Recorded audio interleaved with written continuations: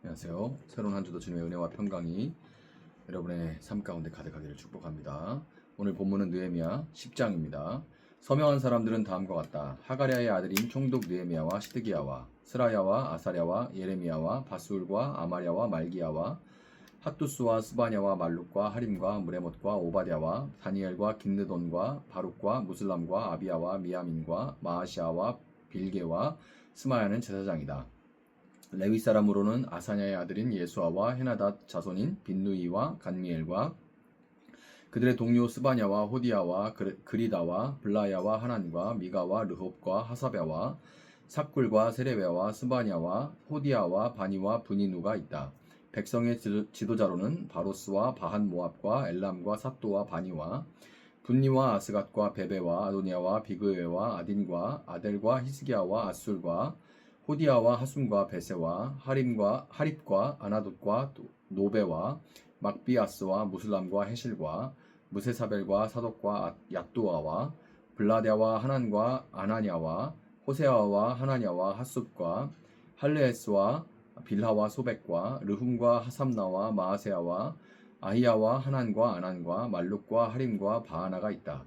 이 밖에 나머지 백성 곧 제사장과 레위 사람과 성전 문지기와 노래하는 사람과 성전 막일꾼과 주님의 율법을 따르려고 그 땅의 여러 백성과 인연을 끄는 모든 이들과 그 아내들과 그들의 아들 딸들과 알아들을 만한 지식이 있는 이들 모두가 귀족 지도자들과 함께 하나님의 종 모세가 전하여준 하나님 율법을 따르기로 하고 우리 주 하나님의 모든 계명과 규례와 율례에 복종하기로 하였으며 그것을 어기면 저주를 받아도 좋다고 다음과 같이 맹세하였다. 우리는 이 딸을 이 땅의 백성과 결혼시키지 않는다.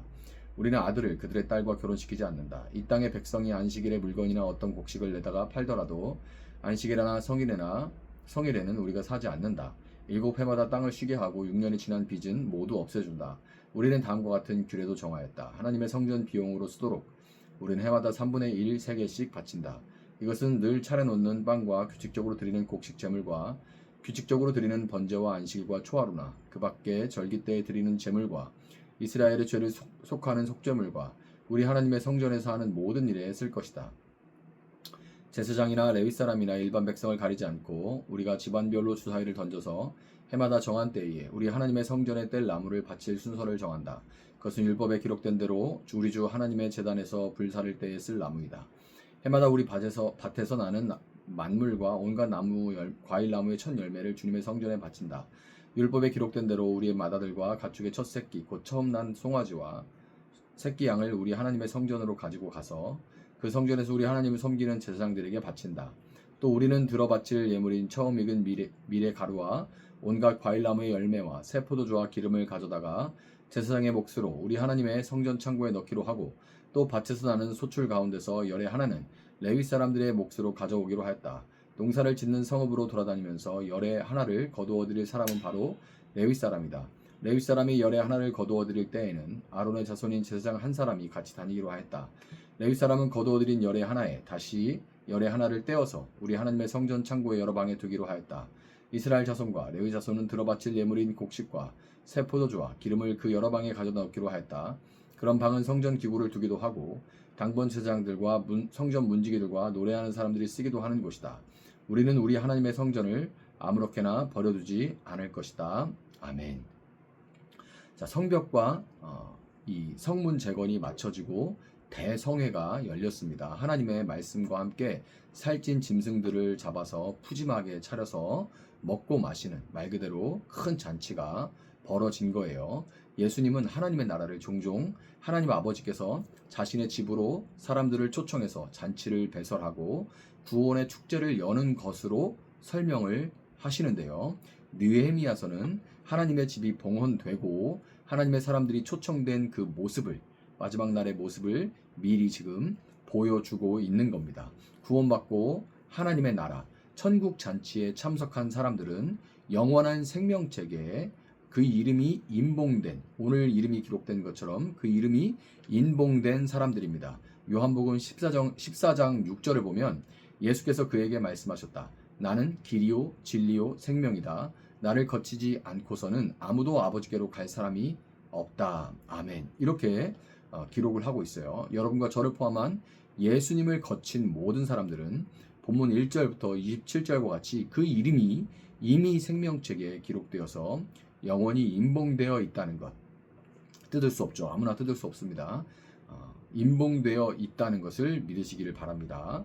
영원이라는 말은 흔히 영원한 시간을 의미한 것으로 이렇게 받아들여지죠. 1시간이, 2시간이, 3시간이 이렇게 그 양적인 의미로 쭉 무한정으로 길어지는 것을 영원이라고 생각하는 경향이 있는데, 그렇지만 영원은 원어로 에온으로 세대를 의미하는 겁니다. 어떤 세대를 의미하는 거예요. 이 세대가 아닌 다른 세대를 살아가는 것. 다시 말해 영원은 비록 이 땅에 발을 딛고 살아가지만 새로운 세대, 즉 새하늘과 새 땅에 속한 사람으로서 이 땅 가운데 살아가고 있는 것. 이 시대 속에서 다른 시대를 살아가고 있는 것을 의미하는 겁니다. 본문 27절부터 39절에는 예수님을 거쳐서 구원받아 영원히 그 이름이 생명책에 임봉된 사람들의 구체적인 삶의 방식이 등장하는데요. 그것을 한마디로 하나님의 말씀에 순종하고 그 율법을 지키는 겁니다.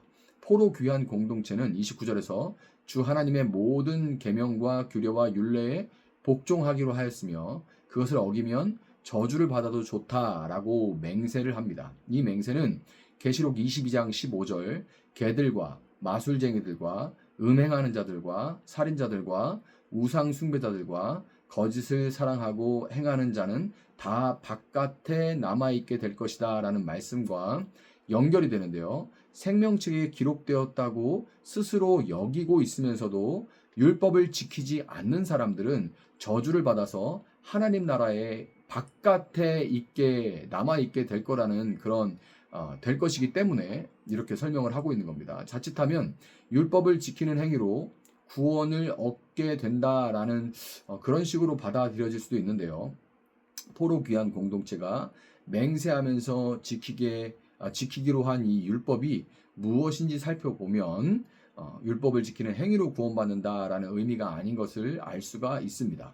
이방인과의 통혼 금지, 안식일에 매매하는 것을 금지, 매 7째 해마다 안식년을 지키는 것, 하나님의 전을 위해 필요한 것들을 드리는 것, 첫 열매를 드리는 것, 11조 등등이죠. 포로 귀한 공동체의 조상들, 곧 이스라엘은 출애굽과 가나안 정복을 통해 하나님의 영광을 경험하고 가나안 땅을 그들에게 주심으로써 온 열방에 하나님의 다스림을 나타내라는 그 민족을 부르신 그들의 사명을 알고 있었음에도 불구하고 이방인과의 통혼을 통해서 그들의 우상을 받아들였기 때문에 결국 처절한 실패를 경험하고 말았습니다. 그런 그들에게 이방인과의 통혼 금지가 지킬 수 없는 무거운 짐이기만 했을까요? 아니죠. 오히려 이것들을 경험하고 난 이후에는 이 이방인과의 통혼과 그것으로 인한 우상의 유입으로 나라가 망하게 된 것을 경험하고 포로가 되었다가 돌아온 이 포로 귀한 공동체에게는 이것은 너무나 당연한 겁니다. 그렇게 하지 말라고 해도 망하는 길로 가지 않으려면 그렇게 가면 망하는 길이라는 걸 알아서 당연하게 지켜야 되는 것이 되는 거죠. 안식일의 매매를 금지하고 7째 해마다 안식년을 지키는 것 역시 마찬가지입니다. 이스라엘은 탐욕으로 인해서 안식일에도 자신뿐 아니라 타인들까지 안식을 누리지 못하게 함으로써 그로 인해 가나안이 갔던 길과 동일한 가나안 땅이 심판받게 된 그 이유와 똑같은 그 모습, 그 길을 동일하게 갔습니다. 경제적으로 양극화가 되고 부패가 벌어지고 타락을 경험하면서 국력이 쇠하여지고 그것은 결국 나라의 패망으로 이어졌습니다. 탐욕이란 이 죄의 삭시, 사망이라는 것을 경험한 그들에게 안식일의 쉼을 누리는 것은 역시 너무나 당연한 거였어요. 자신들의 모든 소유의 출처가 자기 자신이 아니라 하나님의 것임을 고백하고 주신 것에 감사를 표하는 이 첫 열매와 11조 역시 포로에서 돌아온 그들에게는 마땅한 것이었습니다. 이 삶의 방식이 그들에게는 너무나 마땅한 삶의 방식이었어요. 율법은 느헤미야 9장 28절 지키기만 하면 살게 되는 법, 개역 개정에 따르면 사람이 준행하면 그 가운데서 삶을 얻는 주의 계명인 것입니다.